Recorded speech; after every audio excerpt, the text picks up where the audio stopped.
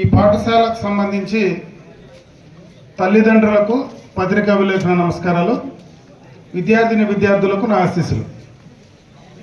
ఈరోజు మనం రాయలపేట పాఠశాలలో తల్లిదండ్రుల సమావేశం ఏర్పాటు చేసుకున్నాం. స్కూల్ కమిటీ మీటింగ్ ఏర్పాటు చేసుకున్నాం. ఇది గతంలో కూడా జరిగే కార్యక్రమమే. ఎందుకంటే ఈరోజు రాష్ట్ర వ్యాప్తంగా దీనికి ఒక ప్రత్యేకత ఎందుకు తీసుకొచ్చారంటే, మన ముఖ్యమంత్రి చంద్రబాబు నాయుడు గారు కానీ, అదేవిధంగా విద్యాశాఖ మంత్రి లోకేష్ గారు కానీ ప్రభుత్వ పాఠశాలలను బలోపేతం చేయాలా, ప్రభుత్వ పాఠశాలల్లో చదివేటువంటి పిల్లలు, తల్లిదండ్రులు, ఉపాధ్యాయుల మధ్య సత్సంబంధాలు ఉండాలా, పిల్లలు యొక్క కార్యక్రమాలు ఏ రకంగా స్కూల్లో చేస్తున్నారో వాటిని తల్లిదండ్రులకు ఆ యొక్క రిపోర్టు ప్రధానోపాధ్యాయులు చదివి వినిపిస్తే ఈరోజు పిల్లలకు సంబంధించినటువంటి కార్యక్రమాలు భవిష్యత్తులో ఏ రకంగా వాళ్లను మంచి నడవడికలో నడిపించగలమో దానికి తల్లిదండ్రుల సహకారం ఉపాధ్యాయులకు, ఉపాధ్యాయుల యొక్క సహకారం తల్లిదండ్రులకు రెండూ కలిపితేనే మరి పిల్లల భవిష్యత్తు ముందుకెళ్తుందనేటువంటి మంచి ఆలోచనతో ఈ కార్యక్రమాన్ని ఈ ప్రభుత్వం తీసుకునిందని చెప్పి సందర్భంగా మీ అందరి దృష్టికి తెస్తా ఉన్నా. ఇప్పుడే ప్రధానోపాధ్యాయులు ఆమె చెప్పినటువంటి రిపోర్ట్లో రేటింగ్ గురించి మాట్లాడారు. ఇక్కడ పాఠశాలకు సంబంధించి మౌలిక వసతులు 3 రేటింగ్లో ఉంటే అటెండెన్స్లో మాత్రం 1 రేటింగ్లో ఉంది. అది చాలా దురదృష్టం. ఎందుకంటే దానికి ఖచ్చితంగా అటు తల్లిదండ్రులు కావచ్చు, ఇటు ఉపాధ్యాయులు కావచ్చు, ఇద్దరు కూడా దాన్ని రేటింగ్ 5 తీసుకురావడానికి మనం ఏం చేయాలనో మీరు కార్యాచరణ తీసుకొని చేయాలని చెప్పి నేను ఈ సందర్భంగా మిమ్మల్ని కోరుకోవడం జరుగుతాం. అంటే ప్రధానంగా అక్కడి నుంచి రావడానికి మనకు ఆ రోడ్డు సౌకర్యం అనేది చాలా అవసరం కాబట్టి దానిపైన ప్రత్యేకమైనటువంటి దృష్టి పెట్టే ప్రయత్నం చేశాం.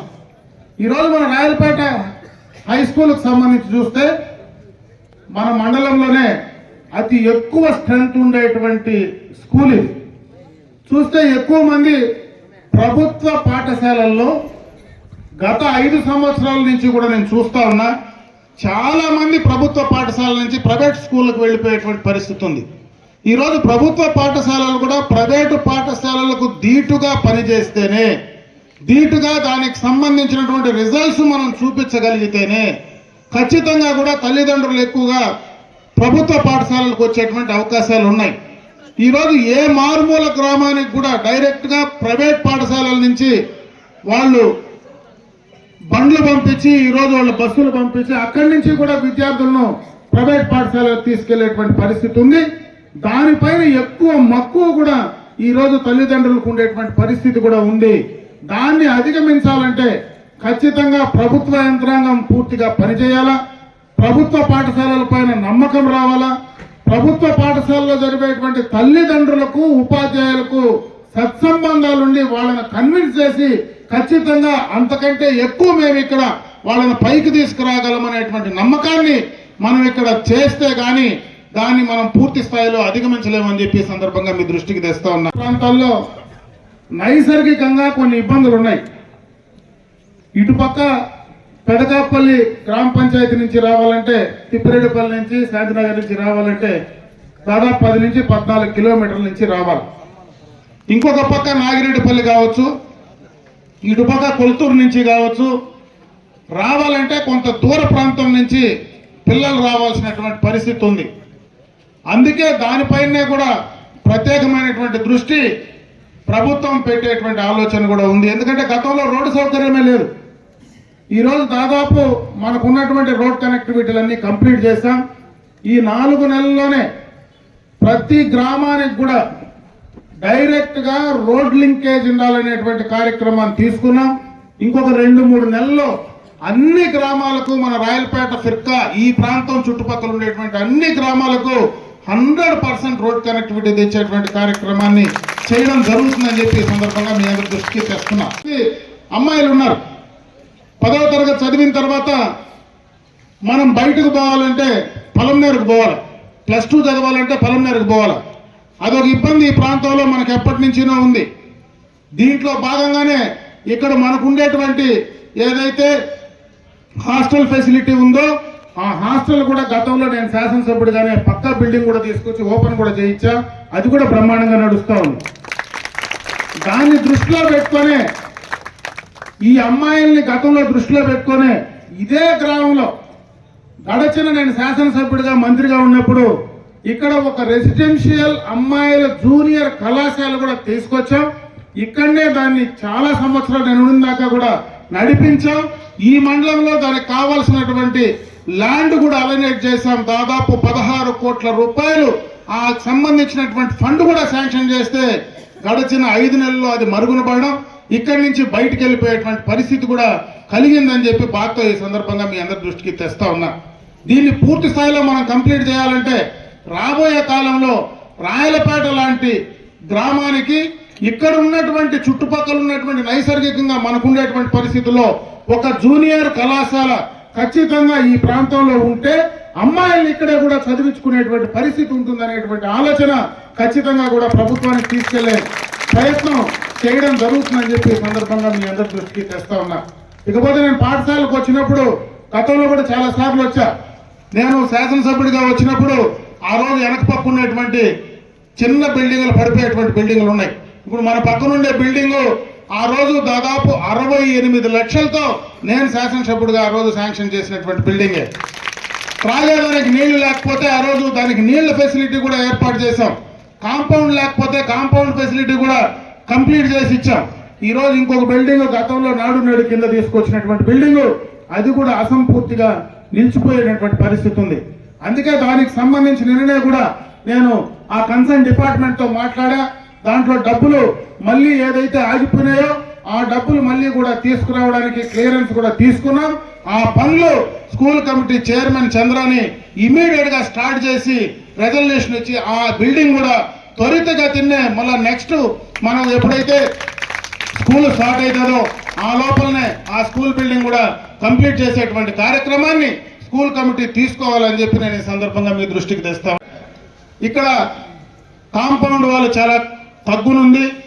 సాయంత్రం పూట మనం గేట్లు వేసినా కూడా ఇల్లీగల్ యాక్టివిటీస్ సాయంత్రం పూట ఎక్కువ జరుగుతూ ఉన్నాయి. బయట నుంచి కూడా పిల్లకాయలందరూ కూడా మోటార్ సైకిల్ వేసుకొని ఈ చుట్టుపక్కల ఎక్కువ తిరుగుతూ ఉంటారండి. నేను అందుకే ఇక్కడ పోలీస్ యంత్రాంగం కూడా ఉంది, సర్కిల్ ఇన్స్పెక్టర్ ఉన్నారు, సబ్ ఇన్స్పెక్టర్ కూడా ఒక మహిళ ఇక్కడ. మీరు ఎక్కువగా ఈ స్కూల్ పైన ఫోకస్ పెట్టమని చెప్పి నేను ఆ స్కూల్ సంబంధించినట్టు ఈ మండల పోలీస్ యంత్రాంగాన్ని కూడా నేను కోరుకుంటా ఉన్నా. ఎక్కువ సమయం మీరు టౌన్లోకి వచ్చినప్పుడు ఇక్కడ కొంతసేపు కానీ మీరు వచ్చి చూడగలిగితే ఆ ఇల్లీగల్ యాక్టివిటీస్ కూడా సాయంత్రం పూట కంట్రోల్ చేస్తే ఒక మంచి వాతావరణం ఈ స్కూల్లో ఉండేటువంటి పరిస్థితి ఉంటుందనేది ఈ సందర్భంగా కూడా మీ దృష్టికి తెస్తా ఉన్నా.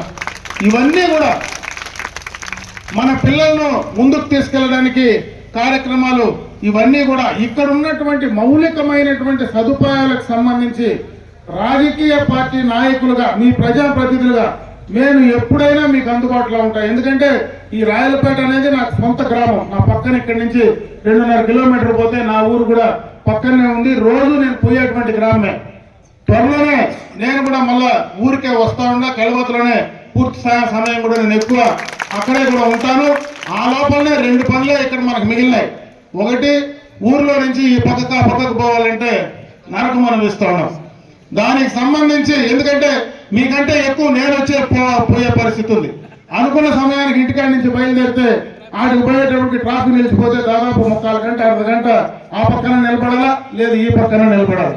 దాన్ని కూడా యుద్ధ ప్రాతిపదికన ఫస్ట్ డే ఆ రోడ్డుకు సంబంధించినటువంటి కార్యక్రమాన్ని కూడా త్వరలోనే దాన్ని కూడా కంప్లీట్ చేసే కార్యక్రమాన్ని తప్పకుండా తీసుకోవడం జరుగుతుంది. మౌలికమైనటువంటి సదుపాయాలన్నీ కూడా ఈ ప్రాంతానికి చేయడానికి మీ ప్రజాప్రతినిధిగా మేమందరం కూడా ఇక్కడ వేదిక పైన వాళ్ళందరూ కూడా సిద్ధంగా ఉంటాం. నేను మిమ్మల్ని కోరుకునేది ఒకటే, ఇది ఒక మంచి హై స్కూల్. ఈ ప్రాంతంలో ఎక్కువ మంది స్ట్రెంగ్త్ ఉండేటువంటి హై స్కూల్. ఇక్కడ మీకు ఎలాంటి అవసరం ఉన్నా ప్రభుత్వ పరంగా మీకు ఎలాంటి సహకారం కావాల్సిన తప్పనిసరిగా చేయడానికి మేము సిద్ధంగా ఉన్నాం. నేను మిమ్మల్ని కోరుకునేది 78% మీరు ఈరోజు అటెండెన్స్ ఉంటే దాన్ని 100% చేయవలసినటువంటి బాధ్యత ఖచ్చితంగా తల్లిదండ్రులపైనే ఉందని చెప్పి నేను ఈ సందర్భంగా తల్లిదండ్రులు కూడా కోరుకుంటా ఉన్నా. అదేవిధంగా ఉత్తీర్ణత శాతం ఏదైతే ఈరోజు 70లో 75 చెప్పింది, 76% చెప్పింది, దాన్ని పెంచి 100కు 100% చేయాల్సిన బాధ్యత ఇక్కడ ఉన్నటువంటి విద్యార్థుల పైన ఉందని చెప్పి ఈ సందర్భంగా నేను మీరు కోరుకుంటున్నా. మీ కార్యక్రమాన్ని మీరు సక్రమంగా చేయడానికి ప్రయత్నం చేయండి. మీకు కావలసినటువంటి సౌకర్యాలన్నీ కూడా చేయడానికి మేము సిద్ధంగా ఉన్నాం. అప్పుడే మీ యొక్క ఉపాధ్యాయుడు 2-3 బాధతో చెప్పారు. ఎవరినైనా పిల్లలు తప్పు చేస్తే మేము కొడితే అందరూ వచ్చేస్తారని. కొట్టే కాలం పోయింది. అది ఒకప్పుడు జరిగేది. ఈరోజు మనుషులు మారుతూ ఉన్నారు, కుటుంబాల్లో మారుతూ ఉన్నాయి, టెక్నాలజీ మారిపోయి మొత్తం ప్రపంచమంతా చేతిలోకి వచ్చేసింది. ఒక చిన్న ఫోన్లో మొత్తం ప్రపంచమంతా కూడా కనపడతా ఉంది. ఈరోజు పిల్లలు కూడా చాలా అడ్వాన్స్డ్గా ఉన్నారు. మనం కొట్టి వాడిని బెదిరించి మనం కంట్రోల్ చేయలేం, కానీ వానికి పదే చెప్పి అలవాటు చేసి వాళ్ళను మంచి దారిలో నడవడించడానికి మనం ప్రయత్నం చేస్తేనే మంచిదని నేను భావిస్తా ఉన్నా. ఎందుకంటే ఆ రకంగా చేయగలిగితేనే ఈరోజు చాలా స్కూల్స్లో మనం ఆ రకమైనటువంటి పరిస్థితి గతంలో ఎప్పుడో 20 సంవత్సరాలు 30 సంవత్సరాల క్రితం అయితే అప్పుడు ఇంత కనపడేది లేదు. బెదిరిస్తే భయపడతా ఉన్నారు. ఈ రోజు ఎవరు బెదిరించినా ఎవరు భయపడేవాళ్ళు లేదు. ఆ రకమైనటువంటి పరిస్థితి ఈరోజు మన కుటుంబాల్లో మన సాంప్రదాయాల్లో అన్నిట్లో కూడా మార్పులు వచ్చాయి. కాబట్టి దానిపైన మీరు దృష్టి పెట్టి వాళ్లకు పదే ఇది తప్పని చెప్పేటువంటి ప్రయత్నం చేస్తే ఖచ్చితంగా వాళ్ళ మార్పు తీసుకునే ప్రయత్నం చేయాలా.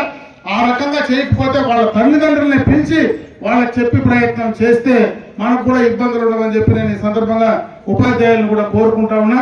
ఆ రకంగా మీరు మంచి రిజల్ట్స్ తీసుకొస్తారని ముఖ్యంగా విద్యార్థులకు నేను ఒకటే కోరుకుంటున్నా. మీరు రాయలపేట స్కూల్లో చదివి మీరు మంచి పేరు ఇక్కడ చదివిన దానికి ఈ యొక్క స్కూల్కు మంచి పేరు తీసుకురావాలా, మీ తల్లిదండ్రులకు మంచి పేరు తీసుకొచ్చి భవిష్యత్తులో బాగా ఎదిగి ఈ ప్రాంతాన్ని కూడా మంచి పేరు తీసుకురావాలని చెప్పి నేను మిమ్మల్ని అందరినీ కూడా మనస్ఫూర్తిగా కోరుకుంటూ ఆ భగవంతుడు మీకు ఆ రకమైనటువంటి బలాన్ని శక్తిని ఇవ్వాలని చెప్పి నేను ఆ భగవంతుని మనస్ఫూర్తిగా ప్రార్థిస్తూ సెలవు తీసుకుంటున్నా. జై హింద్.